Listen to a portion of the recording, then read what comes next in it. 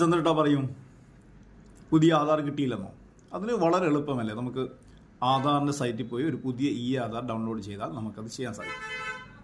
തീർച്ചയായിട്ടും ആധാറുമായി ബന്ധപ്പെട്ട പല സേവനങ്ങൾക്കും നമുക്ക് സ്വയം തന്നെ ചെയ്യാൻ സാധിക്കും.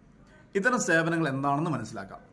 ഇതിനുവേണ്ടി ചെയ്യേണ്ടത് നമ്മൾ myAadhar.uidai.gov.in എന്ന വെബ്സൈറ്റിലെത്തുക, പോർട്ടലിലെത്തുക.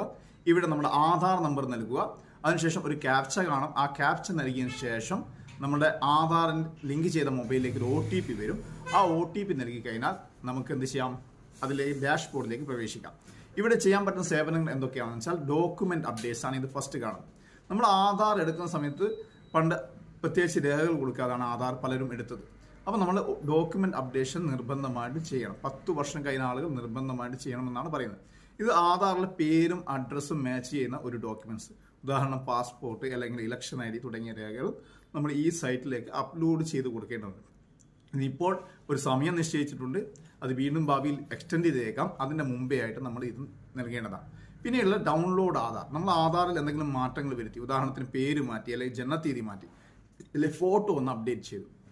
ഇത്തരം സന്ദർഭങ്ങളിൽ നമുക്ക് ഒറിജിനൽ ആധാർ ലഭിക്കാൻ സമയമെടുക്കും.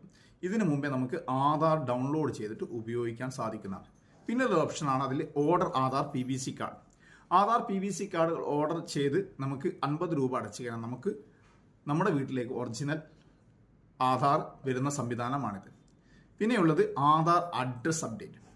ആധാർ അഡ്രസ് അപ്ഡേറ്റ് ചെയ്യാൻ നമുക്ക് സ്വന്തം സാധിക്കും. ഇതിനുള്ള ഡോക്യുമെന്റ്സ് നമ്മളിതിൽ അപ്ലോഡ് ചെയ്ത് കൊടുക്കണം. പിന്നീട് 50 രൂപ അടച്ചു കഴിഞ്ഞാൽ നമുക്ക് ആധാറിലെ മേൽവിലാസം മാറ്റുവാനുള്ള റിക്വസ്റ്റ് സ്വയം ചെയ്യാൻ സാധിക്കുന്നതാണ്. പിന്നെ ഇവിടെയുള്ള ഒരു ഓപ്ഷനാണ് ബാങ്ക് സീഡിംഗ് സ്റ്റാറ്റസ്.